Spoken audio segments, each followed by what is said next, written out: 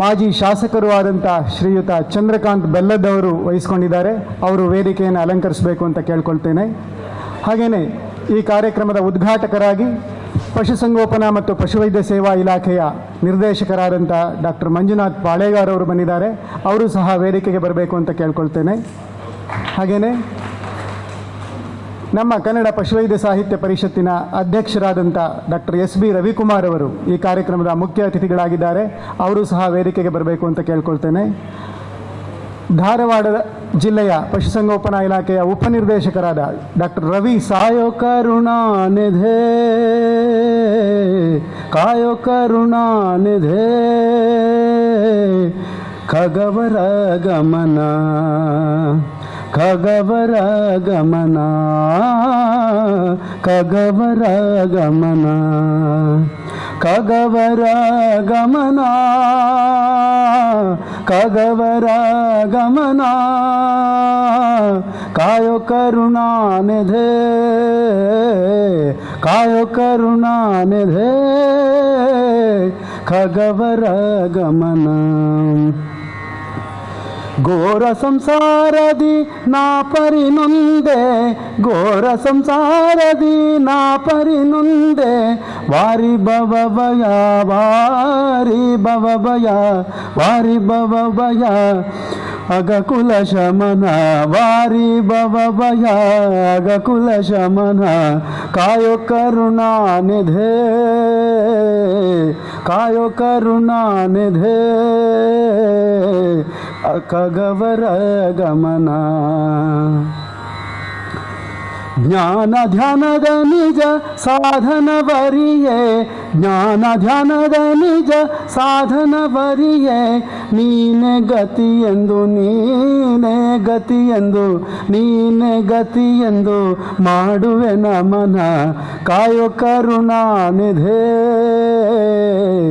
ಖಗವರ ಗಮನ ಗಮನ ಖಗವರ ಗಮನ ಗುರುಮಹಿ ಪ್ರತಿ ಪ್ರಭು ಅನಾಥ ಬಂದೋ ಗುರುಮಹಿ ಪ್ರತಿ ಪ್ರಭು ಅನಾಥ ಬಂದೋ ಚರಣದ ಕಮಲದ ಚರಣದ ಭಜನೆಯ ಚರಣದ ಭಜನೆಯ ನುಡಿಸೆನ್ಮನವ ಕಾಯೋ ಕರುಣಾನಿಧೆ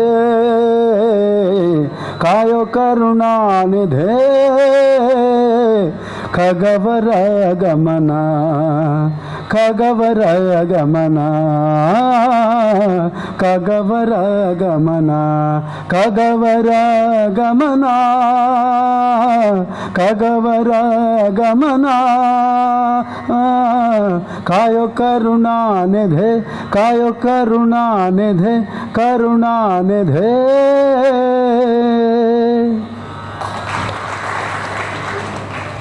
ಕಾಯೋ ಕರುಣಾನಿಧೆ ಖಗವರ ಗೋಮಾತರಂ ದೈವಕ್ಕೆ ಶರಣು. ಕನ್ನಡ ಪಶುವೈದ್ಯ ಸಾಹಿತ್ಯ ಪರಿಷತ್ತು ಶಿವಮೊಗ್ಗ ಹಾಗೂ ಕರ್ನಾಟಕ ವಿದ್ಯಾವರ್ಧಕ ಸಂಘ ಧಾರವಾಡ ಇವರ ಸಂಯುಕ್ತ ಆಶ್ರಯದಲ್ಲಿ ಈ ದಿನ ಏರ್ಪಡಿಸಿರುವಂಥ ಸಾಹಿತ್ಯ ಕಮ್ಮಟದ ಉದ್ಘಾಟನಾ ಸಮಾರಂಭಕ್ಕೆ ಆಗಮಿಸಿರುವಂತಹ ಸನ್ಮಾನ್ಯ ನಮ್ಮ ಇಲಾಖೆಯ ನಿರ್ದೇಶಕರು ನಿಮ್ಮೆಲ್ಲರ ನೆಚ್ಚಿನ ನಿರ್ದೇಶಕರು ಡಾಕ್ಟರ್ ಮಂಜುನಾಥ್ ಪಾಳೇಗಾರ್ ಸರ್ ಅವರಿಗೆ ಈ ಕಾರ್ಯಕ್ರಮದ ವತಿಯಿಂದ ಕನ್ನಡ ಪಶುವೈದ್ಯ ಸಾಹಿತ್ಯ ಪರಿಷತ್ತು ಹಾಗೂ ಕರ್ನಾಟಕ ವಿದ್ಯಾವರ್ಧಕ ಸಂಘ ವತಿಯಿಂದ ಹಾಗೂ ಪಶುಪಾಲನಾ ಮತ್ತು ಪಶುವೈದ್ಯಕೀಯ ಸೇವಾ ಇಲಾಖೆ ಧಾರವಾಡ ಜಿಲ್ಲೆಯ ವತಿಯಿಂದ ಹೃತ್ಪೂರ್ವಕವಾದ ಸ್ವಾಗತವನ್ನು ಬಯಸ್ತೇನೆ ಸರ್. ಮತ್ತು ಈ ಸಾಹಿತ್ಯ ಕಮ್ಮಟದ ಸ್ಥಳಧಾನಿಗಳು ಅಂತ ಅನ್ಕೋಬೋದು. ಈ ಕಾರ್ಯಕ್ರಮದ ಅಧ್ಯಕ್ಷತೆಯನ್ನು ಸಹ ವಹಿಸಿರುವಂತಹ ಶ್ರೀಯುತ ಚಂದ್ರಕಾಂತ್ ಬೆಲ್ಲದ್ ಸಾಹೇಬರು, ಅಧ್ಯಕ್ಷರು ಕರ್ನಾಟಕ ವಿದ್ಯಾವರ್ಧಕ ಸಂಘ, ಇವರಿಗೆ ನಿಮ್ಮೆಲ್ಲರ ಪರವಾಗಿ ಕನ್ನಡ ಸಾಹಿತ್ಯ ಪರಿಷತ್ತು ಹಾಗೂ ಕರ್ನಾಟಕ ವಿದ್ಯಾವರ್ಧಕ ಸಂಘ ಪರವಾಗಿ ಹಾಗೂ ನಮ್ಮ ಇಲಾಖೆಯ ಪರವಾಗಿ ಹೃತ್ಪೂರ್ವಕವಾದ ಸ್ವಾಗತವನ್ನು ಬಯಸ್ತೇನೆ. ಈ ದಿನ ಧಾರವಾಡದಲ್ಲಿ ನಡೀತಾ ಇರತಕ್ಕಂಥ ಈ ಕಾರ್ಯಕ್ರಮದ ಮುಖ್ಯ ರೂವಾರಿಗಳು ಹಾಗೂ ಕನ್ನಡ ಪಶುವೈದ್ಯ ಸಾಹಿತ್ಯ ಪರಿಷತ್ತಿನ ಅಧ್ಯಕ್ಷರು ಆದಂಥ ಸನ್ಮಾನ್ಯ ಡಾಕ್ಟರ್ ಎಸ್ ಬಿ ರವಿಕುಮಾರ್ ಸಾಹೇಬರಿಗೆ ಕನ್ನಡ ಪಶುವೈದ್ಯ ಸಾಹಿತ್ಯ ಪರಿಷತ್ತು, ಕರ್ನಾಟಕ ವಿದ್ಯಾವರ್ಧಕ ಸಂಘ ಹಾಗೂ ಪಶುಪಾಲನಾ ಮತ್ತು ಪಶುವೈದ್ಯಕೀಯ ಸೇವಾ ಇಲಾಖೆ ಧಾರವಾಡ ಪರವಾಗಿ ಹೃತ್ಪೂರ್ವಕವಾದ ಸ್ವಾಗತವನ್ನು ಬಯಸ್ತೇನೆ. ಮತ್ತು ಈ ಕಾರ್ಯಕ್ರಮಕ್ಕೆ ಧಾರವಾಡದಲ್ಲಿ ನಡೀತಾ ಇರತಕ್ಕಂಥ ಈ ಕಾರ್ಯಕ್ರಮಕ್ಕೆ ನಾಡಿನ ಉದ್ದಗಲಗಳಿಂದ ಆಗಮಿಸಿರುವಂಥ ಎಲ್ಲ ಹಿರಿಯ ಕಿರಿಯ ಪಶುವೈದ್ಯ ಮಿತ್ರರಿಗೆ ಕನ್ನಡ ಪಶುವೈದ್ಯ ಸಾಹಿತ್ಯ ಪರಿಷತ್ತು, ಕರ್ನಾಟಕ ವಿದ್ಯಾವರ್ಧಕ ಸಂಘ ಹಾಗೂ ಪಶುಪಾಲನಾ ಮತ್ತು ಪಶುವೈದ್ಯಕೀಯ ಸೇವಾ ಇಲಾಖೆ ಧಾರವಾಡ ಪರವಾಗಿ ತಮಗೆಲ್ಲರಿಗೂ ಸಹ ಪೇಡಾ ನಗರಿ ಧಾರವಾಡಕ್ಕೆ ಹೃತ್ಪೂರ್ವಕವಾದಂಥ ಸ್ವಾಗತವನ್ನು ಬಯಸಿ ಈ ಕಾರ್ಯಕ್ರಮಕ್ಕೆ ದಯವಿಟ್ಟು ಎಲ್ಲರೂ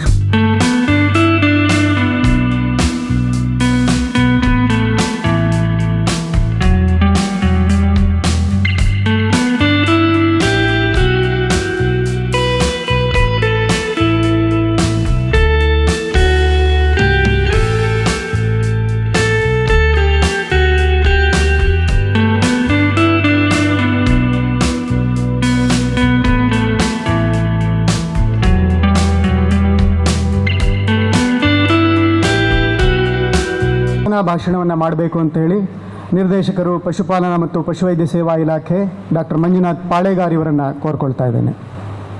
ಎಲ್ಲರಿಗೂ ಧಾರವಾಡದ ನಾಗರಿಕರ ಪರವಾಗಿ ಮತ್ತು ಧಾರವಾಡ ಜಿಲ್ಲೆಯ ಪರವಾಗಿ ರಾಜ್ಯ ಜಿಲ್ಲೆಗಳಿಂದ ಬಂದಂಥ ಎಲ್ಲರಿಗೂ, ಯಾಕೆ ನಮ್ಮ ಜಿಲ್ಲೆ ಇದು, ನಿಮ್ಗೆ ನಾನು ಮೊದಲು ಸ್ವಾಗತ ಕೊಡ್ತೇನೆ. ನಾನು ಹುಟ್ಟಿ ಬೆಳೆದ ಊರು ಮತ್ತು ಇಲ್ಲಿ ಓದಿದ್ದೂರು ಎಲ್ಲ ಬೆಳೆದೂರು ಧಾರವಾಡ ಜಿಲ್ಲೆ. ಹಾಗಾಗಿ ನಿಮ್ಗೆ ನಮ್ಮ ಜಿಲ್ಲೆ ಪರವಾಗಿ ಸ್ವಾಗತ ಕೋರ್ತೇನೆ. ಈ ಕನ್ನಡ ಪಶುವೈದ್ಯ ಸಾಹಿತ್ಯ ಪರಿಷತ್ತಿನ ಇವತ್ತಿನ ಕಾರ್ಯಕ್ರಮ ನಮ್ಮ ನೆಚ್ಚಿನ ಮಾಜಿ ಶಾಸಕರು ಆದಂಥ ಚಂದ್ರಕಾಂತ್ ಬೆಲ್ಲದ್ ಸಾಹೇಬರು ಇವತ್ತಿನ ದಿವಸ ಅಧ್ಯಕ್ಷತೆಯನ್ನು ವಹಿಸಿದ್ದಾರೆ.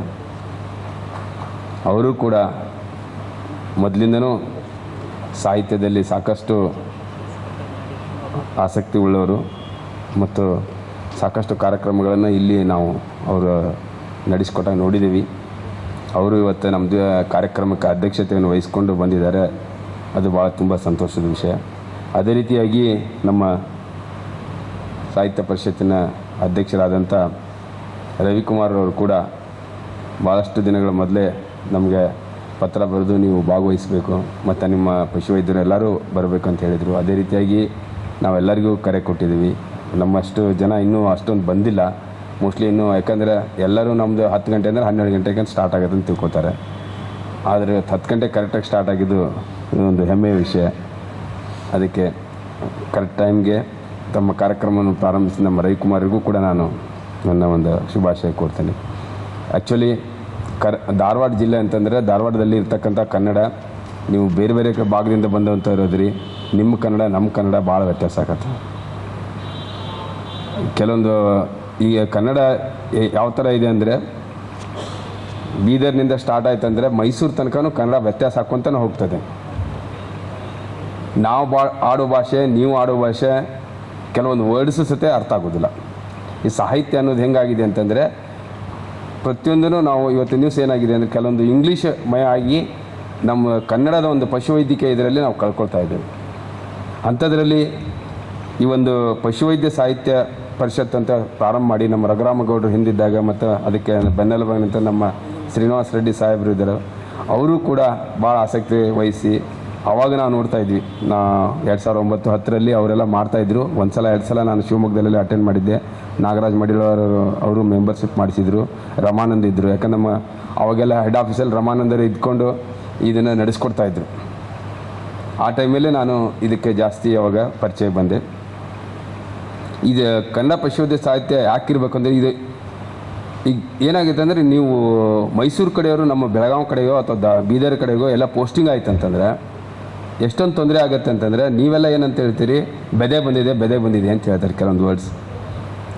ಈ ಕನ್ನಡ ಪಶುವೈದ್ಯಕೀಯದಲ್ಲಿ ಬೆದೆ ಅಂತ ಅನ್ನೋದು ನಿಮ್ಮ ಸೌತಲ್ಲಿ, ನಮ್ಮಲ್ಲಿ ಏನೋ ಬಂದಿದೆ ನಸಿ ಬಂದೈತೆ ಅಂತಾರೆ. ನಸಿ ಅಂದ್ರೇನು, ಬೆದೆ ಅಂದ್ರೇನು ಒಬ್ರಿಗೂ ಗೊತ್ತಾಗೋದಿಲ್ಲ. ಈ ನಮ್ಮ ಕಡೆಯವ್ರು ಬಂದು ನಸಿ ಬಂದೈತೆ ಸಾಹೇಬ್ರು ಅಂತಂದರೆ ಇವ್ರು ಬಾಯಿ ತಗೊಂಡು ನಿಂತ್ಕೋತಾರೆ. ನಮ್ಮ ಕಡೆಯವ್ರು ಕೆಳಗಡೆ ಹೋದಾಗ ಬೆದೆಗೆ ಬಂದೈತೆ ಅಂತಂದರೆ ಅದು ಒಂದು ಸ್ವಲ್ಪ ಇದು ಆಗುತ್ತೆ. ಅದನ್ನೆಲ್ಲ ಅರ್ಥ ಕೂಡ ಇವತ್ತಿನ ದಿವಸ ನಾನು ಇವತ್ತು ಯಾರೋ ನಮ್ಮ ಬಾಲಂಗೌಡ ಡಾಕ್ಟರ್ ಹೇಳಿದರು, ಇಲ್ಲ ಸರ್ ಈಗ ವೆಟರ್ನರಿ ಕಾಲೇಜಿನ ಒಂದು ಕೋರ್ಸು ಮಾಡಿಬಿಟ್ಟಿದ್ದಾರೆ, ಆ ವರ್ಡ್ಸ್ ಅರ್ಥ ಆಗೋ ಸಲುವಾಗಿ ಒಂದು ಕನ್ನಡ ಒಂದು ಕೋರ್ಸು ಮಾಡಿದ್ದಾರೆ ಅಂತಂದರು. ಮತ್ತು ನಾವಿದ್ದಾಗಿದೆ ಏನು ಆ ಥರ ಕೋರ್ಸ್ ಏನು ಇದ್ದಿದ್ದಿಲ್ಲ. ಯಾಕಂತಂದರೆ ಈ ವರ್ಡಿಂಗ್ಸ್ ಏನಿದೆಯಲ್ಲ, ಈ ಸಾಹಿತ್ಯ ಅನ್ನೋದೇನದು ಇದು ಎಲ್ಲ ಹಾಸುಹೊಕ್ಕಾಗಿ ಹೋಗ್ತಾ ಇದೆ. ಪ್ರತಿಯೊಬ್ಬರು ಒಂದೊಂದು ವರ್ಡ್ಸು, ಈಗ ನಾವು ಎಷ್ಟೋ ಸಲ ಮೀಟಿಂಗಲ್ಲಿ ಹೇಳ್ತಾ ಇದ್ದೀವಿ, ನಾವು ಹೇಳೋದು ಒಂಥರ ಈಗ ಗೊರಸು ಅಂತ ಬರೀರಿ ಅಂತ ಹೇಳ್ತಾರೆ, ಗೊರ್ಸ್ಲು ಅಂತಾರೆ. ನಾವು ಅದಕ್ಕೆ ಏನಂತ ಕೊಳಗ ಅಂತ ಹೇಳ್ತೇವೆ. ಕೊಳಗ ಅಂತ ಬರೀಬೇಕು, ಗೊರ್ಸು ಅಂತ ಬರೀಬೇಕು, ಅದು ಕನ್ಫ್ಯೂಸ್ ಹಾಕ್ಕೊಂತ ಹೋಗುತ್ತೆ. ಕೆಲವೊಂದು ವರ್ಡ್ಸ್ ಈಗ ನಿಮಗೂ ಕೂಡ ಗೊತ್ತಾಗೋದಿಲ್ಲ. ಅವ್ರು ಬಂದು ಬೀಜ ತುಂಬ್ಸಕ್ಕೆ ಬಂದೇವ್ರಿ, ಬೀಜ ತುಂಬ್ಸಕ್ಕೆ ಬಂದೇವಿ ಅಂತ ಹೇಳ್ತಾರೆ. ಬೀಜ ಅಂದರೆ ಏನು, ಇದು ಅದು ಅರ್ಥನೂ ಆಗೋದಿಲ್ಲ. ನಮ್ಮ ಕಡೆ ಎಲ್ಲ ನಾವು ಸೆಮೆನ್ ಹಾಕಕ್ಕೆ ಬಂದೇವೆ ಅಂತ ಅಂದ್ಬಿಡ್ತಾರೆ. ಅಂದರೆ ಇಂಗ್ಲೀಷು ಕನ್ನಡ ಕರೆಕ್ಟ್ ನಮ್ಗೆ ಇದೇನೋ ವರ್ಡಿಂಗ್ಸ್ ಇದು. ಸಪೋಸ್ ಬೀಜ ಈಗ ಏನಂತಂದರೆ ನಂದಿನಿ ಸ್ಪರ್ಮ್ ಸ್ಟೇಷನ್ ಅಂತ ಇಂಗ್ಲೀಷ್ನಾಗ ಈಸಿಯಾಗಿ ಹೇಳ್ಬಿಡ್ತೇವೆ. ನಂದಿನಿ ಬೀಜ ಕೇಂದ್ರ ಅಂತಂದ್ಬಿಟ್ರೆ ಎಲ್ಲೈತಿರಿ ಅಂತ ಕೇಳ್ತೇವೆ. ನಮ್ದು ಇದು ನಡೀತಾ ಇರೋದು, ಯಾಕಂದ್ರೆ ಹೆಡ್ ಆಫೀಸಲ್ಲಿ ನಾವು ಕೂತಾಗ ನಂದಿನಿ ಬೀಜ ಕೇಂದ್ರ ಐತಿ ನಮ್ಮದು ಅಲ್ಲಿ ಅಂತಂದಾಗ, ನಂದಿನಿ ಬೀಜ ಕೇಂದ್ರ ಅಂತಂದಾಗ ನಮ್ಗೆ ಹುಡ್ಕೊಂಡಿರ್ತೇವೆ. ನಂದಿನಿ ಸ್ಪರ್ಮ್ ಸ್ಟೇಷನ್ ಅಂತಂದಾಗ ಇಮಿಡಿಯೇಟಾಗಿ ಐಡೆಂಟಿಫೈ ಮಾಡ್ತೇವೆ. ಈ ರೀತಿಯಾಗಿ ಈ ಗೊಂದಲಗಳನ್ನು ತಪ್ಪಿಸೋ ಸಲುವಾಗಿ ನಮ್ಮ ಸಾಹಿತ್ಯ ಪರಿಷತ್ತು, ನಮ್ಮ ಪಶುವೈದ್ಯಕೀಯ ಮಹಾವಿದ್ಯಾಲಯ ಮತ್ತು ಯೂನಿವರ್ಸಿಟಿ ಏನು ಕೋರ್ಸ್ ತಂದಿದ್ದಾರೆ, ಈ ಕೆಲವೊಂದು ವರ್ಡಿಂಗ್ಸ್ ಅವ್ರಿಗೆಲ್ಲ ಕೊಟ್ಟರೆ ನಮ್ಮ ಮುಂದೆ ಡಾಕ್ಟರ್ಸ್ ಏನಾಗಿ ಬರ್ತಾರೆ ಪೀಳಿಗೆಗಳು, ಅವ್ರಿಗೆ ಇದು ಅನುಕೂಲ ಆಗುತ್ತೆ. ಅಂಥವೆಲ್ಲ ವಿಷಯಗಳು ಕೂಡ ಭಾಳಷ್ಟು ನಾವು ಸೇರಿಸಿದ್ರೆ ಅದು ನೀವು ಚರ್ಚೆ ಆಗುತ್ತೆ. ಅದು ನಿಮ್ಮ ಒಂದು ಇದನ್ನು ನೀವು ಇದಕ್ಕೆ ಕೊಡ್ತೀರಿ. ನಮ್ಮಲ್ಲಿ ಭಾಳಷ್ಟು ಜನ ಕವಿಗಳಿದ್ದಾರೆ. ಆಮೇಲೆ ಇದ್ರ ಬಗ್ಗೆ ಆಸಕ್ತಿ ಇದ್ದಂಥ ಇದೇನದು ವಿಷಯ ಬರೀಲಿಕ್ಕೆ, ಬುಕ್ಸ್ ಬರೀಲಿಕ್ಕೆ, ಪುಸ್ತಕ ಬರೀಲಿಕ್ಕೆ ಭಾಳಷ್ಟು ನಮ್ಮಲ್ಲಿ ಇದ್ದಾರೆ. ಇದರಲ್ಲಿ ಹಿಂದೆ ಫಸ್ಟ್ ಒಂದು ನಡೀತಾ ಇದ್ದಾಗ ನಮ್ಮ ಮುಗುಳಿಯವರು ಭಾಳ ಇದ್ರ ಬಗ್ಗೆ ಇದು ಮಾಡ್ತಾಯಿದ್ರು. ಮುಗುಳಿ ಅಂತ ಒಬ್ಬರಿದ್ದರು, ಅವ್ರು ಡಾಕ್ಟ್ರು ಇಲ್ಲಿ ಇಲ್ಲಿದ್ದಾರೆ, ಇದ್ದಾರೆ. ಅವರು ಕನ್ನಡ ಮಾತಾಡೋದು ಕನ್ನಡದಾಗ ಹೇಳೋದೆಲ್ಲ. ಅದು ನಾವೆಲ್ಲ ನಗ್ತಿದ್ವಿ ಅವಾಗ. ಅವರು ಅಷ್ಟೊಂದು ಆಸಕ್ತಿ ವಹಿಸಿ ಕನ್ನಡದ ಬಗ್ಗೆ ಅವರು ಅವಾಗ ಅದನ್ನೆಲ್ಲ ಹೇಳ್ಕೊಡ್ತಾಯಿದ್ರು. ಅವರು ಕನ್ನಡ ಬರೀತಾ ಇದ್ರು, ಕನ್ನಡಕ್ಕೆ ಮತ್ತು ಅದು ಹಿಂದೆ ಒಂದು ಪತ್ರಿಕೆ ಬರ್ತಿತ್ತು, ಅದಕ್ಕೆಲ್ಲನೂ ಇದು ಮಾಡ್ಕೊಳ್ತಾಯಿದ್ರು. ಈಗ ಭಾಳಷ್ಟು ಜನ ನಮ್ಮ ಇಲ್ಲಿ ನನಗಿಂತ ಸೀನಿಯರ್ಸ್ ಎಲ್ಲರೂ ಬಂದಿದ್ದೀರಾ.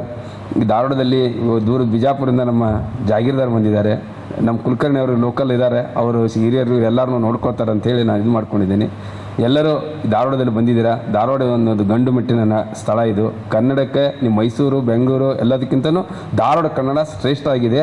ಇಲ್ಲಿದೆಲ್ಲನೂ ನೀವು ತಿಳ್ಕೊಂಡು ನೀವು ಇದು ಮಾಡಿ ಹೋಗ್ತೀರಾ ಅಂತೇಳಿ ನನ್ನೊಂದು ನಂಬಿಕೆ ಇದೆ. ಇವತ್ತಿನ ದಿವಸ ಇಲ್ಲಿ ಸೇರ್ಕೊಂಡಿದ್ದೀರಾ. ಈ ಭಾಳಷ್ಟು ಕಾರ್ಯಕ್ರಮಗಳಿದಾವೆ.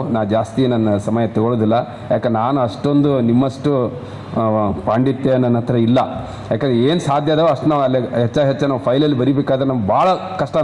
ಒಂದು ಇಂಗ್ಲೀಷ್ ವರ್ಡ್ ಹೇಳ್ತೇವೆ, ಅದಕ್ಕೆ ಏನಂತಾರೆ ಹುಡುಕ್ರಿ ಕನ್ನಡ ಅಂತ ಅಂತಿರ್ತೇವೆ. ಆದರೆ ಬರೋದು ವಿಚಿತ್ರ ಬರ್ತಿರ್ತಾವೆ. ಅದು ಹೆಂಗೆ ಬರೀಬೇಕಾದ್ರೆ ಯಾಕಂದರೆ ಅಲ್ಲಿ ಕನ್ನಡದಕ್ಕೆ ಇಂಗ್ಲೀಷ್ ಟ್ರಾನ್ಸ್ಲೇಟ್ ಮಾಡಿದಾಗ ಆ ವರ್ಡ್ಸ್ ಇದು ಬರೆಯೋಕ್ಕಾಗೋದಿಲ್ಲ. ಆದರೂ ಕೂಡ ಏನೇನೋ ಮಾಡಿ ನಾವು ಸಾಧ್ಯ ಆದಷ್ಟು ಮಟ್ಟ ಎಲ್ಲ ಫೈಲ್ಸು ನಮ್ಮಲ್ಲಿ ಕನ್ನಡದಲ್ಲೇ ಹೋಗ್ತಾವೆ.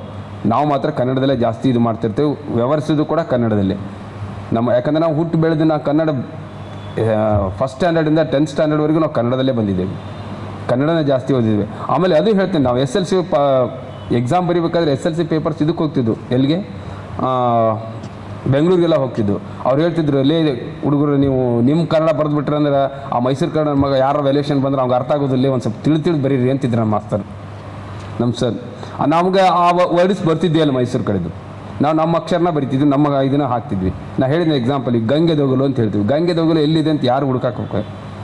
ಗಂಗೆ ದೊಗಲು ಆಗಿದೆ ಆಯ್ತು. ಗಂಗೆ ದೊಗಲು ಅಂತಂದ್ರೆ ನಾವು ಇದಕ್ಕೆ ಬರ್ತೈತಿ, ಡ್ಯೂ ಲ್ಯಾಪ್ ಅಂತ ಬರ್ತೇವೆ ಇಂಗ್ಲೀಷ್ನಾಗ. ಕನ್ನಡದಾಗ ಆ ಕಡೆ ಹೋದ್ರೆ ಅವ್ರು ಏನಂತಾರೆ ನನಗೆ ಅದು ಗೊತ್ತಿಲ್ಲ.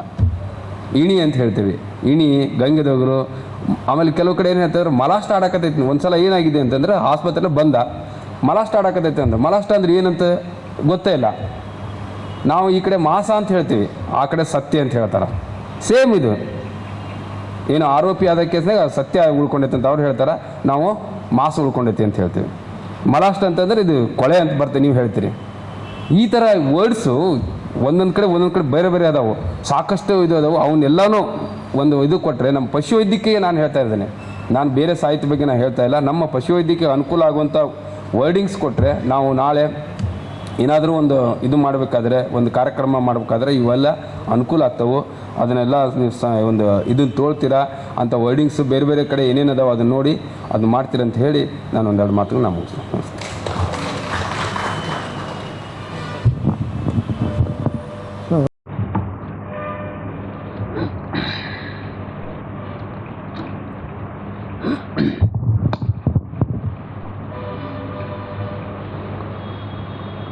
ಈ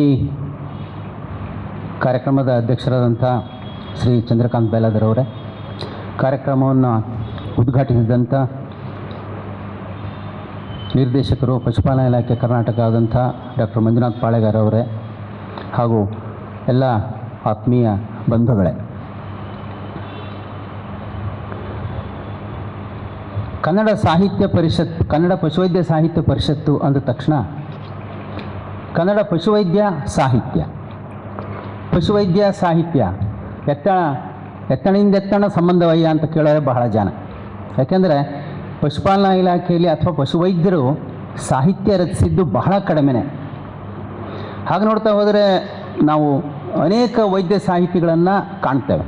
ನಿಮಗೆಲ್ಲ ಗೊತ್ತಿರೋ ಹಾಗೆ ಅನುಪಮ ನಿರಂಜನ್ ಅವರು, ಶಿವರಾಮ್ ಅವರು ಬಹಳ ಕಾಲದಿಂದ ಬರಿತಾ ಇದ್ದಾರೆ. ಆದರೆ ಪಶುವೈದ್ಯರು ಯಾಕೆ ಬರೀಲಿಲ್ಲ? ಇದು ನಮಗೆ ಇದುವರೆಗೂ ಬಗೆಹರಿಸಲಾಗದಂಥ ಸಮಸ್ಯೆ, ಉತ್ತರ ಸಿಕ್ಕಿಲ್ಲದಲೇ ಇರುವಂಥದ್ದು. ಬಹುಶಃ ಅವರ ಕಾರ್ಯಬಾಹುಳ್ಯ ಇರಬಹುದು, ಪೋಸ್ಟ್ಗಳು ಬಹಳ ಕಡಿಮೆ ಇದ್ದವು, ಅದರಿಂದ ಕಾರ್ಯದ ಒತ್ತಡದಿಂದ ಬರೀಲಿಲ್ವೋ, ಅಥವಾ ಆಗಿನ ಪರಿಸ್ಥಿತಿನಲ್ಲಿ ವೈದ್ಯರು ಅಂತ ಹೇಳ್ಕೊಂಡವರೇ ಬಹಳ ಅಲ್ಪಸಂಖ್ಯಾತರಾಗಿದ್ದರು, ಹಾಗಾಗಿ ಅವ್ರ ವಾಯ್ಸಿಗೆ ಬೆಲೆ ಬರಲಿಲ್ವೋ ಏನೋ. ಒಟ್ಟಾರೆ ಬಹುಶಃ ತಮ್ಮಲ್ಲಿದ್ದಂತಹ ಕೀಳರಿಮೆ ಕಾರಣನೇನೋ ಅಂತ ನನಗೆ ಬಹಳ ಸರಿ ಅನಿಸಿದೆ.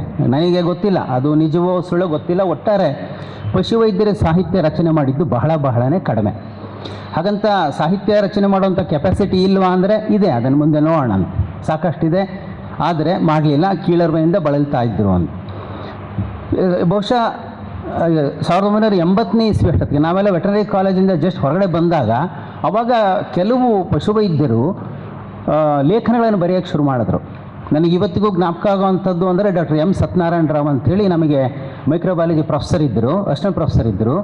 ಅವರು ಬರಿತಾ ಇದ್ದರು. ಅವರ ಲೇಖನಗಳು ಬಹಳ ಜನಪ್ರಿಯವಾಗಿದ್ದು ಆಗಿನ ಕಾಲದಲ್ಲಿ. ಅದೇ ರೀತಿ ಕೆಲವರು ಬರೆಯೋಕ್ಕೆ ಶುರು ಮಾಡಿದರು. ಆದರೂ ಕೂಡ ಗಣನೀಯವಾಗಿ ಪಶುವೈದ್ಯರ ಕೊಡುಗೆ ಅಂತ ಗುರುತಿಸಿದ್ದು, ಕನ್ನಡ ಸಾರಸ್ವತ ಲೋಕ ಗುರುತಿಸಿದ್ದು ಬಹುಶಃ ಡಾಕ್ಟರ್ ರಾಮಾನಂದ್ ಅವರ ವೈದ್ಯರ ಶಿಕಾರಿ ಪುಸ್ತಕದಿಂದ 2005ರಲ್ಲಿ ಏನವರು ಬರೆದ್ರು. ಆ ಒಂದು ಪುಸ್ತಕದಿಂದನೇ ಪಶುವೈದ್ಯರ ವಿಭಿನ್ನ ಅನುಭವಗಳ ಬಗ್ಗೆ ಕನ್ನಡ ಸಾರಸ್ವತ ಲೋಕ, ಯಾಕೆಂದರೆ ಇದುವರೆಗೂ ಕೇಳೇ ಇರಲಿಲ್ಲ, ಕನ್ನಡದಲ್ಲಿ ಯಾವ ಸಾಹಿತ್ಯನೂ ಈ ಥರ ಬಂದಿರಲಿಲ್ಲ. ಹಾಗಾಗಿ ಇದೊಂದು ವಿಭಿನ್ನ ಅನನ್ಯ ಅನುಭವ, ಬಹಳ ಗಮನ ಸೆಳೀತು ಆ ಕೃತಿ. ಆನಂತರ ಮಿರ್ಜಾ ಬಶೀರ್ ಬರೆಯೋಕ್ಕೆ ಶುರು ಮಾಡಿದರು, ಬಹಳ ಜನ ಸಾಹಿತಿಗಳು ಬರೆಯೋಕ್ಕೆ ಶುರು ಮಾಡಿದರು. ಅವರಿಗೆಲ್ಲ ಒಂದು ಕಡೆ ಅನ್ಸೋಕ್ಕೆ ಶುರುವಾಯಿತು, ನಾವು ಬರಿತಾ ಇದ್ದೀವಿ, ಇದನ್ನು ಪ್ರಮೋಟ್ ಮಾಡಬೇಕು, ಪಶುವೈದ್ಯರಲ್ಲಿ ಅಭಿವ್ಯಕ್ತಿ ಮಾಡಬೇಕು, ಅವರ ಅನುಭವಗಳೆಲ್ಲ ಸಾರ್ವಜನಿಕರಿಗೆ ಗೊತ್ತಾಗಬೇಕು ಅನ್ನೋ ಕಾರಣದಿಂದ 2009ರಲ್ಲಿ ಈ ಕನ್ನಡ ಪಶುವೈದ್ಯ ಸಾಹಿತ್ಯ ಪರಿಷತ್ತನ್ನು ಶಿವಮೊಗ್ಗದಲ್ಲಿ ಪ್ರಾರಂಭಿಸಿದರು. ಈ ಪಶುವೈದ್ಯ ಸಾಹಿತ್ಯ ಪರಿಷತ್ತು ಏನು ಮುಖ್ಯವಾದಂಥ ಕೆಲಸ ನಮ್ಮದು ಅಂತ ಹೇಳಿದ್ರೆ, ಯಾರು ಪಶುವೈದ್ಯರು ಬರೆಯೋದಕ್ಕೆ ಆಸಕ್ತಿ ಇದೆ ಅವರಿಗೆಲ್ಲ ಬರೆಯೋದಕ್ಕೆ ಪ್ರೇರಣೆ ಕೊಡೋದು, ಅವರಿಗೆ ಒಂದು ವೇದಿಕೆ ಒದಗಿಸ್ಕೊಡೋದು, ಅವರಿಗೆ ಸಾಹಿತ್ಯದ ಪರಿಚಯ ಆಗಲಿ ಅಂಥೇಳಿ ವಿಭಿನ್ನ ಲೇಖಕರನ್ನ ಸಾಹಿತಿಗಳನ್ನ ಕರೆಸಿಬಿಟ್ಟು ನಾವು ಅವರಿಂದ ಶಿಬಿರಗಳು ಮಾಡುವಂಥದ್ದು, ಕಾರ್ಯಾಗಾರಗಳನ್ನ ಮಾಡುವಂಥದ್ದು, ಹೀಗೆ ಅನೇಕ ಕಾರ್ಯಕ್ರಮಗಳನ್ನು ನಾವು ಮಾಡ್ತಾ ಬಂದಿದ್ದೇವೆ. ಅನೇಕ ಉದ್ಯಮ ಸಾಹಿತಿಗಳು ಇಲ್ಲಿ ನಮ್ಮಲ್ಲಿ ಸಂಪನ್ಮೂಲ ವ್ಯಕ್ತಿಗಳಾಗಿ ಬಂದು ಹೋಗಿದ್ದಾರೆ. ನಾ ಡಿಸೋಜ, ರಹಮತ್ ತರೀಕೆರೆ, ನಾಗೇಶ್ ಹೆಗಡೆ, ಸಾ ಉಷಾ, ರೂಪ ಹಾಸನ, ಶಿವಾನಂದ ಕಳವೆ, ಈ ಥರ ಅನೇಕ ಸಾಹಿತಿಗಳು ಬೇರೆ ಬೇರೆ ಆಯಾಮಗಳಲ್ಲಿ ಕವನ ರಚನೆ ಇರಬಹುದು, ಕತೆ ಬರೆಯೋದಿರ್ಬೋದು, ಅಥವಾ ವೈಜ್ಞಾನಿಕ ಲೇಖನಗಳನ್ನು ಬರೆಯೋದಿರ್ಬೋದು, ಪರಿಸರ ಸಾಹಿತ್ಯದ ಬಗ್ಗೆ ಇರ್ಬೋದು, ಈ ಥರ ಎಲ್ಲ ಪ್ರಾಕಾರಗಳ ಬಗ್ಗೆನೂ ಅವರು ಮಾಹಿತಿಯನ್ನು ಕೊಟ್ಟು ಹೋಗಿದ್ದಾರೆ. ಹಾಗೆ ನೋಡಿದರೆ ಪಶುವೈದ್ಯರಿಗೆ ತಮ್ಮ ದೈನಂದಿನ ಬದುಕಿನ ದೆಸೆಯಿಂದನೇ ವಿಭಿನ್ನವಾದಂಥ ಅನುಭವಗಳಾಗ್ತವೆ. ಸಾಹಿತಿಗಳು ಬೇರೆಯವರು ಬರಿಬೇಕು ಅಂತ ಹೇಳಿದರೆ ಅವರು ಕಥಾವಸ್ತುವನ್ನು ಹುಡ್ಕೊಂಡು ಹೋಗಬೇಕು. ಆದರೆ ಪಶುವೈದ್ಯರಿಗೆ ಹಾಗಲ್ಲ. ಅವ್ರ ದೈನಂದಿನ ಕೆಲಸ ಏನಿದೆ ಆ ಕೆಲಸದ ದೆಸೆಯಿಂದನೇ ಅವ್ರಿಗೆ ಅನೇಕ ಕಥೆಗಳು ಅವರನ್ನು ಹುಡ್ಕೊಂಡು ಬರ್ತಾವೆ. ಪ್ರತಿ ದಿವಸ ಚಿಕಿತ್ಸೆಗೆ ಹೋಗ್ತಾ ಇರ್ತಾರೆ. ಆಗ ಪ್ರಾಣಿಗಳ ಮಧ್ಯೆ ಬಾಂಧವ್ಯವನ್ನು ನೋಡ್ತಾರೆ. ಕೆಲವು ಕಡೆ ಬಹುಶಃ ನಿಮಗೂ ಅನೇಕರಿಗೆ ಅನುಭವ ಆಗಿರ್ಬೋದು. ಯಾವುದೋ ಒಂದು ಎತ್ತಿಗೆ ಹುಷಾರಿರೋದಿಲ್ಲ, ಆದರೆ ಅವ್ರ ಮನೆ ನಾಯಿ ಅಲ್ಲೇ ಬಂದು ಕಾಯ್ತಾ ಇರುತ್ತೆ, ಊಟ ಮಾಡೋದು ಬಿಟ್ಟು ಕಾಯ್ತಾ ಇರುತ್ತೆ. ಇದೇನು ಇಲ್ಲೇ ಇದೆ ಅಂತ ಹೇಳಿದ್ರೆ, ಇಲ್ಲ ಸರ್ ಮನೇಲಿ ಯಾವ ಎತ್ತಿಗೂ ಹುಷಾರಿಲ್ಲ ಅಂದರೂ ನಾಯಿ ಬಂದು ಕೂತ್ಕೊಳ್ಳುತ್ತೆ, ಅದು ಸರಿ ಹೋಗೋ ತನಕ ಅದು ಎದ್ದು ಹೋಗಿ ಊಟ ಮಾಡೋದಿಲ್ಲ ಅಂತ ಹೇಳ್ತಾರೆ. ಅದೇ ರೀತಿ ಪ್ರಾಣಿಗಳು ಮತ್ತು ಮನುಷ್ಯರ ಬಗ್ಗೆ ಸಂಬಂಧಗಳನ್ನು ನಾವು ನೋಡ್ತೇವೆ. ಕೆಲವು ಕಡೆ ಮಲೆನಾಡಲ್ಲೆಲ್ಲ ಅಂತೂ ಜನವಸತಿ ವಿರಳವಾಗಿರೋ ಕಡೆ ಪೂರ್ತಿ ಮನುಷ್ಯರು ಮಾತಾಡಿಸ್ತಾರೆ ಅನ್ನೋ ರೀತಿ ಅವ್ರು ಮಾತಾಡಿಸ್ತಾ ಇರ್ತಾರೆ. ಬಾರೆ ಹೋಗಿ ಅಂತ ಹೇಳಿ ದನಗಳನ್ನ ಕರುಗಳನ್ನ ಮಾತಾಡಿಸ್ತಾರೆ. ಅಷ್ಟು ಪ್ರೀತಿ ಬಾಂಧವ್ಯ ಇಟ್ಕೊಂಡಿರ್ತಾರೆ. ಅದೇ ರೀತಿ ಮನುಷ್ಯರ ಮಧ್ಯೆ ಏನು ಸಂಬಂಧ, ಇದನ್ನು ಕೂಡ ಪಶುವೈದ್ಯ ಬಹಳ ಹತ್ತಿರದಿಂದ ನೋಡುವಂಥ ಅವಕಾಶ ಇದೆ. ದೈನಂದಿನ ತನ್ನ ವೃತ್ತಿಯ ಭಾಗವಾಗಿಯೇ ನೋಡುವ ಅವಕಾಶ ಇದೆ. ಹಾಗಾಗಿ ನಮ್ಮಲ್ಲಿ ವಿಷಯ ಸಾಕಷ್ಟಿದೆ, ಸಾಹಿತ್ಯಕ್ಕೆ ಬೇಕಾದಂಥ ಸರಂಜಾಮು ಇದೆ. ಈಗ ಹೇಗೆ ಅಂದರೆ ಅಡುಗೆ ಮನೆಯಲ್ಲಿ ರೇಷನ್ ಫುಲ್ ಬರ್ತಿದೆ, ಈಗ ಬೇಕಾಗಿರೋದೇನು ರುಚಿಕಟ್ಟಾದ ಅಡುಗೆ ನಾವು ಮಾಡೋದಕ್ಕೆ ಕಲಿಬೇಕಷ್ಟೆ. ಸಾಮಗ್ರಿ ಎಲ್ಲ ಇದೆ, ಅದನ್ನು ನಾವು ಒಂದು ಕುಸರಿ ಕೆಲಸ ಮಾಡಿಬಿಟ್ಟು ಸಾಹಿತ್ಯವನ್ನಾಗಿ ಪರಿವರ್ತಿಸುವ ಕೆಲಸವನ್ನು ನಾವು ಮಾಡಬೇಕಾಗಿದೆ. ಹೀಗಾಗಿ ಪರಿಷತ್ ಅನೇಕ ಕಾರ್ಯಕ್ರಮಗಳನ್ನು ಹಮ್ಮಿಕೊಳ್ತಿದೆ. ಇದುವರೆಗೂ ನಾವು ಸಾಮಾನ್ಯವಾಗಿ ಒಂದು ದಿವಸದ ಕಾರ್ಯಕ್ರಮ ಮಾಡ್ತಾಯಿದ್ವಿ, ಆದರೆ ಈ ಸರಿ ಪ್ರಥಮ ಬಾರಿಗೆ 2 ದಿವಸದ ಕಾರ್ಯಕ್ರಮವನ್ನು ಮಾಡ್ತಾ ಇದ್ದೇವೆ. ವಿವಿಧ ಗೋಷ್ಠಿಗಳನ್ನು ನಾವು ಹಮ್ಮಿಕೊಂಡಿದ್ದೇವೆ. ಪ್ರತಿ ಸಾರಿ ಒಂದು ಗೋಷ್ಠಿ ಇರ್ತಾಯಿತ್ತು, ಒಬ್ಬರು ಸಂಪನ್ಮೂಲ ವ್ಯಕ್ತಿಗಳು ಬರ್ತಾಯಿದ್ರು, ಆನಂತರ ನಾವು ಡಿಸ್ಕಸ್ ಮಾಡ್ತಿದ್ವಿ. ಆದರೆ ಸ್ವಲ್ಪ ಗಂಭೀರವಾದ ಸಾಹಿತ್ಯ ಚರ್ಚೆಯನ್ನು ನಾವು ಹುಟ್ಟಾಕಬೇಕು. ಬಹಳ ಯಾರು ಭಾಗವಹಿಸ್ತಾರೆ ಅವರಿಗೆಲ್ಲ ಸಾಹಿತ್ಯ ರಚನೆಗೆ ಪ್ರೇರಣೆ ಆಗಬೇಕು, ಅವರು ಸ್ಫೂರ್ತಿ ಒದಗಿಸಬೇಕು. ಜೊತೆಗೆ ಈಗಾಗಲೇ ಯಾರು ಪ್ರಸಿದ್ಧರಾದಂಥ ಲೇಖಕರಿದ್ದಾರೆ ಅವ್ರ ಜೊತೆಗೆ ಒಂದು ಒಡನಾಟ ಬೆಳಿಬೇಕು, ಅವ್ರ ಜೊತೆಗೆ ಸಂವಾದ ಆಗಬೇಕು. ಅದರಿಂದ ಅವರಲ್ಲಿ ಒಂದು ಆತ್ಮವಿಶ್ವಾಸ ಹೆಚ್ಚಾಗುತ್ತೆ, ಅವರು ಹೆಚ್ಚಿನ ಜನ ಬರೀತಾರೆ ಅನ್ನೋ ಕಾರಣದಿಂದ ನಾವು ಈ ಸಾರಿ 2 ದಿವಸದ ಕಾರ್ಯಕ್ರಮಗಳನ್ನು ಹಮ್ಮಿಕೊಂಡಿದ್ದೀವಿ. ಪಶುವೈದ್ಯರಿಗೆ ಇದರಿಂದ ಒಂದು ಹೊಸ ಹೊಳಲು ಸಿಗಲಿ ಅನ್ನೋದು ಹೊಸ ಹೊಳವು ಸಿಗಲಿ ಅನ್ನೋದು ನಮ್ಮ ಆಸೆ. ಅವರಿಗೆ ಒಂದು ಉತ್ಸಾಹದಿಂದ ಮುಂದೆ ಭಾಗವಹಿಸಲಿ ಅಂತ. ಈ ಸರಿ ಪ್ರಥಮವಾಗಿ ನಾವು ನಿರ್ದೇಶಕರನ್ನು ಕೇಳಿದಾಗ ಈಗಾಗಲೇ ಹೇಳಿದ್ದಾರೆ, ಪಾಪ ಒಂದೇ ದಿವಸಕ್ಕೆ ಅವರು ಪ್ರತಿ ಜಿಲ್ಲೆಯಿಂದ 5 ಜನ ಡೆಪ್ಯುಟೇಷನ್ ಮಾಡೋದಕ್ಕೆ ಆರ್ಡರ್ ಮಾಡಿದರು. ಆದರೆ ಫೀಲ್ಡಿಂದ ಪ್ರತಿಕ್ರಿಯೆ ನೋಡಿದರೆ ಅವ್ರಿಗೆ ಎಷ್ಟು ಉತ್ಸಾಹ ಇದೆ ಅದಕ್ಕೆ ಅನುಗುಣವಾಗಿ ಇಲ್ಲ. ನಾವು ನಿರೀಕ್ಷೆ ಮಾಡಿದ್ವಿ ಕನಿಷ್ಠ ಒಂದು ಜಿಲ್ಲೆಯಿಂದ 2 ಬಂದರೂ ಕೂಡ 60 ಜನ ಆಗ್ತಾರೆ ಅಂತ. ಹೆಚ್ಚು ಪಶುವೈದ್ಯರು ಭಾಗವಹಿಸಬೇಕು. ಈಗಾಗಲೇ ನಿರ್ದೇಶಕರು ಹೇಳಿದರು, ಬರೀ ಭಾಷೆಯ ವೈವಿಧ್ಯತೆ ಬಗ್ಗೆ ಹೇಳಿದರು. ವಾಸ್ತವವಾಗಿ ಸಾಹಿತ್ಯದ ಒಂದು ಸಂಪರ್ಕ ಸರ್ಕಾರಿ ನೌಕರರಿಗೆ ಬೇಕೇ ಬೇಕು. ನಮಗೇನು ನಾವು ಸರ್ವಿಸ್ ಮಾಡ್ತೀವಿ ಅದನ್ನು ಪರಿಣಾಮಕಾರಿಯಾಗಿ ನಾವು ಮಾಡಬೇಕು ಅಂದ್ರೆ ಸಾಹಿತ್ಯದ ಸಂಪರ್ಕ ಬೇಕೇ ಬೇಕು. ಒಬ್ಬರ ಮನಸ್ಸನ್ನು ಅರ್ಥ ಮಾಡ್ಕೋಬೇಕು ಅಂದರೆ ಸಾಹಿತ್ಯದ ಸಂಸ್ಕಾರ ಬೇಕಾಗ್ತದೆ. ಇಲ್ಲ ಅಂತ ಹೇಳಿದ್ರೆ ಅವ್ರ ಭಾಷಾ ಗೊಂದಲದಿಂದ ಅವ್ರು ಹೇಳಿದಾಗೆ ಅವ್ರಿಗೆ ಕಾಯಿಲೆ ಆಗಿರೋದೇ ಒಂದು, ನೀವು ತಿಳ್ಕೊಳ್ಳೋದೇ ಒಂದು, ಹಾಗೆ ಟ್ರೀಟ್ಮೆಂಟೇ ಬೇರೆ ವ್ಯತ್ಯಾಸ ಆಗೋ ಸಾಧ್ಯತೆಯೂ ಇದೆ. ಹಾಗಾಗಿ ಕನ್ನಡದ ಬಗ್ಗೆ ನಾವು ಹೆಚ್ಚಿನ ಗಮನ ಹರಿಸಬೇಕಾಗ್ತದೆ. ಈಗಾಗಲೇ ಅವರು ಹೇಳಿದಾಗೆ ಪಾರಿಭಾಷಿಕ ಪದಗಳ ಬಗ್ಗೆ ಬಹುಶಃ ನನಗೆ ತಿಳಿದ ಮಟ್ಟಿಗೆ ಕೆಲವು ಡಾಕ್ಟರ್ಸ್ ಈಗಾಗಲೇ ಪಾರಿಭಾಷಿಕ ಪದಗಳನ್ನು ಮಾಡಿದ್ದಾರೆ ಅಂತ ಕೇಳಿದ್ದೀನಿ ಸರ್. ಒಂದು ಡಿಕ್ಷನರಿ ಥರ ಮಾಡಿದಾರಂತೆ. ಅದನ್ನು ಇಲಾಖೆಯವರು ಪ್ರಕಟ ಮಾಡೋದಕ್ಕೆ ಮಾಡಿದರೆ ಬಹಳ ಅನುಕೂಲ ಆಗ್ತದೆ. ಬೀದರಿಂದ ಹಿಡಿದು ತಾವೇ ಹೇಳಿದಾಗ ಚಾಮರಾಜನಗರವರು ಭಾಷಾ ವೈವಿಧ್ಯತೆ ಇದೆ, ಎಲ್ಲ ಸಮಾನಾರ್ಥಕ ಪದಗಳು ಏನಿದೆ ಅವನ್ನೆಲ್ಲ ಅವರು ವರ್ಕ್ ಮಾಡಿದರೆ ಅದನ್ನು ತಾವು ಪ್ರಕಟಿಸುವಂಥ ಇಲಾಖೆಯಿಂದ ಮಾಡಿದರೆ ಬಹಳ ಅನುಕೂಲ ಆಗ್ತದೆ. ಹಾಗೆ ಜೊತೆಗೆ ಸಾಹಿತ್ಯ ಪರಿಷತ್, ಕನ್ನಡ ಸಾಹಿತ್ಯ ಪರಿಷತ್ತು ಏನಿದೆ ಇದಕ್ಕೆ ಎಲ್ಲರೂ ಸದಸ್ಯರಾಗಬೇಕು ಅಂತ ತಾವು ಕೂಡ ತಮ್ಮ ಫೀಲ್ಡ್ ಡಾಕ್ಟರ್ಸ್ಗೆ ಹೇಳಿದರೆ ಅನುಕೂಲ ಆಗುತ್ತೆ. ಒಂದು ಮನಸ್ಸಲ್ಲಿ ಏನಿದೆಯೋ ಅದನ್ನು ನಾನು ಸಮರ್ಥವಾಗಿ ಹೇಳಬೇಕು ಅಂದರೆ ಭಾಷೆ ಬಗ್ಗೆ ಸ್ವಲ್ಪನಾದ್ರು ಬೇಕಾಗ್ತದೆ. ಹಾಗಾಗಿ ರೈತರು ಈಗ ಇಂಗ್ಲೀಷಲ್ಲಿ ನಡೀತದೆ, ವೆಟರ್ನರಿ MSc ಮಾಡ್ಬೋದು, PhD ಮಾಡ್ಬೋದು, ಇಂಗ್ಲೀಷಲ್ಲಿ ಕಲ್ತ್ಬಿಟ್ಟಿದ್ರೆ ನಡೆದು ಬಿಡ್ತದೆ. ಆದರೆ 99% ಜನ ನಮ್ಮ ರೈತರು ಕನ್ನಡನೇ ಮಾತಾಡ್ತಿರ್ಬೇಕಾದ್ರೆ ಅವರು ಅಳಲು ಏನಿದೆ, ಅವ್ರು ನೋವಿದೆ ಅನ್ನೋದನ್ನು ನಾವು ಸರಿಯಾಗಿ ಅರ್ಥ ಮಾಡ್ಕೊಳ್ಳೋದೇ ಇದ್ದರೆ ನಾವು ನ್ಯಾಯ ಒದಗಿಸ್ತೀವಿ ಅಂತ ಅನಿಸೋದಿಲ್ಲ ನಾವು ಮಾಡುವಂಥ ಕೆಲಸಕ್ಕೆ. ಹಾಗಾಗಿ ಕನ್ನಡದ ಬಗ್ಗೆ ಹೆಚ್ಚಿನ ಒತ್ತು ಕೊಡಬೇಕು. ಒಂದು ಸಂತೋಷದ ವಿಚಾರ ಅಂದರೆ ನಾವಿದ್ದಾಗ ಕನ್ನಡ ಇರಲಿಲ್ಲ ವೆಟರ್ನರಿ ಸಬ್ಜೆಕ್ಟಲ್ಲಿ, ಆದರೆ ಈಗ ಇದೆ ಅಂತೆ. ಅದೇ ಇದೆ ಅಂದರೂ ಕೂಡ ಅದು ಆಟಕ್ಕುಂಟು ಲೆಕ್ಕಕ್ಕಿಲ್ಲ ಅನ್ನೋದು ಆಗಿದೆ. ಯಾಕಂದರೆ ಅದರ ಮಾರ್ಕ್ಸ್ ಏನು ಪರಿಗಣನೆ ಮಾಡೋದಿಲ್ಲ, ಕೇವಲ ಸ್ಯಾಟಿಸ್ಫ್ಯಾಕ್ಟ್ರಿ ಅಥವಾ ಸ್ಯಾಟಿಸ್ಫ್ಯಾಕ್ಟ್ರಿ ಅಲ್ಲ ಅನ್ನೋದು. ಆದ್ದರಿಂದ ಅದ್ರ ಬಗ್ಗೆ ಹೆಚ್ಚಿನ ಗಮನ ತಾವು ದಯವಿಟ್ಟು ಹರಿಸಬೇಕು ಅಂತ ಕೇಳ್ತೇನೆ. ಈ ಸಾಹಿತ್ಯ ಅನ್ನೋದು ಒಂದು ನದಿ ಇದ್ದಾಗೆ. ಈ ನದಿಗೆ ಅನೇಕ ಕಡೆಯಿಂದ, ಅನೇಕ ದಿಕ್ಕುಗಳಿಂದ, ವಿವಿಧ ಸಮಾಜದ ವಿವಿಧ ಸ್ತರಗಳಿಂದ ಜರಿಗಳು ಹರಿದು ಬಂದಾಗ ಅದು ನದಿ ಸಮೃದ್ಧ ಆಗೋ ಹಾಗೆ ಯಾವುದೇ ಒಂದು ಸಾಹಿತ್ಯ ಸಮೃದ್ಧ ಆಗಬೇಕು ಅಂತ ಹೇಳಿದ್ರೆ ಎಲ್ಲರೂ ಬರೀಬೇಕು. ನಾವೆಲ್ಲ ಮೊದಲು ನೋಡಿದ್ದೀವಿ, ಬಹುಶಃ ಸಾಹಿತಿ ಅಂದರೆ ಅವ್ರು ಬರೀ ಮೇಷ್ಟ್ರೇ ಆಗಿರ್ತಿದ್ರು, ಇನ್ವೇರಿಯಬಲಿ ನಾವು ಹೇಳೋದೇ ಬೇಡ, ಮೇಷ್ಟ್ರ ಕೆಲಸ ಮಾಡ್ತಿದ್ದವ್ರು ಮಾತ್ರ ಬರೀತಿದ್ರು. ಆದರೆ ಅಲ್ಲಿ ಏಕತಾನತೆ ಇರುತ್ತೆ. ಈಗ ಸಮಾಜದಲ್ಲಿರೋ ಒಬ್ಬ ಸಣ್ಣ ಒಂದು ಪೊಲೀಸ್ ಕೆಲಸದವರಿಂದ ಹಿಡಿದು ದೊಡ್ಡ IAS ಆಫೀಸರ್ವರೆಗೂ, ಅಥವಾ ಸಣ್ಣ ಒಬ್ಬ ವ್ಯಾಪಾರಸ್ಥರಿಂದ ಹಿಡಿದು ದೊಡ್ಡ ಉದ್ಯಮಿವರೆಗೂ ಅವರ ಅನುಭವಗಳನ್ನು ಬರೆದ್ರೆ ಸಾಹಿತ್ಯ ಸಮೃದ್ಧವಾಗ್ತದೆ. ಆ ದಿಶೆಯಲ್ಲಿ ನಾವು ನಮ್ಮ ಅನುಭವಗಳನ್ನು ದಾಖಲಿಸಲೇಬೇಕಾಗಿದೆ. ಯಾಕೆ ಅಂತ ಹೇಳಿದರೆ ಅನುಭವಗಳು ಪ್ರತಿಯೊಬ್ಬರಿಗೂ ಕೂಡ ವಿಭಿನ್ನ. ನಾವು ಚಿಕಿತ್ಸೆಗೆ ಹೋದಾಗ ಒಂದೇ ಕೇಸು, ಉದಾಹರಣೆಗೆ ಒಂದು ಇನ್ಸಮಿನೇಷನ್ಗೂ ಅಥವಾ ಒಂದು ಡಿಸ್ಟೋಕಿಯಾ ಕೇಸ್ ನಾವು ನೋಡೋಕ್ಕೆ ಹೋದರೆ ನಾನು ಬರೆದ್ರೆ ಒಂಥರ ಬರೀತೀನಿ, ಡಾಕ್ಟರ್ ರಾಮಾನಂದ್ ಅವರು ಬರೆದ್ರೆ ಒಂಥರ ಬರೀತಾರೆ, ಮಿರ್ಜಾ ಬಶೀರ್ ಬರೆದ್ರೆ ಒಂಥರ ಬರೀತಾರೆ. ಈ ರೀತಿ ನಮ್ಮ ಅನುಭವಗಳು ವಿಭಿನ್ನ ಆಗ್ತವೆ. ಹಾಗಾಗಿ ವಿಭಿನ್ನ ಅನುಭವಗಳು ಸಮಾಜಕ್ಕೆ ಗೊತ್ತಾಗಬೇಕು ಅನ್ನೋ ಕಾರಣದಿಂದ ನಾವು ಸಾಹಿತ್ಯ ರಚನೆಯಲ್ಲಿ ತೊಡಗಬೇಕಾಗಿದೆ. ಇತ್ತೀಚಿನ ದಿನಗಳಲ್ಲಿ ಹಾಗೆ ನೋಡ್ತಾ ಹೋದರೆ ಸಮಾಜದಲ್ಲಿ ಪಶುವೈದ್ಯರ ಸ್ಥಾನಮಾನ ಸುಧಾರಿಸಿದೆ. ಮೊದಲು ಇದ್ದಿದ್ದಕ್ಕೆ ನಾವು ತುಲನಾತ್ಮಕವಾಗಿ ನೋಡಿದ್ರೆ ಸುಧಾರಿಸಿದೆ. ಹಾಗಾಗಿ ಕೀಳರಿಮೆ ಅನ್ನೋಂಥ ಪದ ನಮಗೆ ಇನ್ನೂ ಬರಬಾರ್ದು. ನಾನು ಮೊದಲೇನು ಪ್ರಸ್ತಾಪ ಮಾಡಿದೆ, ಆ ಕೀಳರಿಮೆ ಬೇಕಾಗಿಲ್ಲ ನಮಗೆ.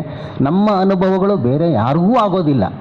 ಆದ್ದರಿಂದ ಈ ಒಂದು ಕಾರ್ಯಾಗಾರ ತಮ್ಮಲ್ಲೆಲ್ಲರಲ್ಲೂ ಕೂಡ ಆತ್ಮಸ್ಥೈರ್ಯ ಹೆಚ್ಚಿಸಲಿ, ಬರೆಯುವಂಥ ಹುಮ್ಮಸ್ಸು ತರಲಿ ಅಂತ ಹೇಳ್ತಾ, ಇವತ್ತು ಈ ಕಾರ್ಯಕ್ರಮ ಪ್ರಪ್ರಥಮವಾಗಿ ನಾವು ಹಮ್ಮಿಕೊಂಡಿರೋಂಥ 2 ದಿವಸದ ಕಾರ್ಯಕ್ರಮ ಯಶಸ್ವಿ ಆಗಲಿ ಅಂತ ಹೇಳ್ತಾ ತಮಗೆಲ್ಲರಿಗೂ ವಂದನೆಗಳನ್ನು ಅರ್ಪಿಸಿ ನಾನು ಮಾತು ಮುಗಿಸ್ತೇನೆ. ನಮಸ್ಕಾರ.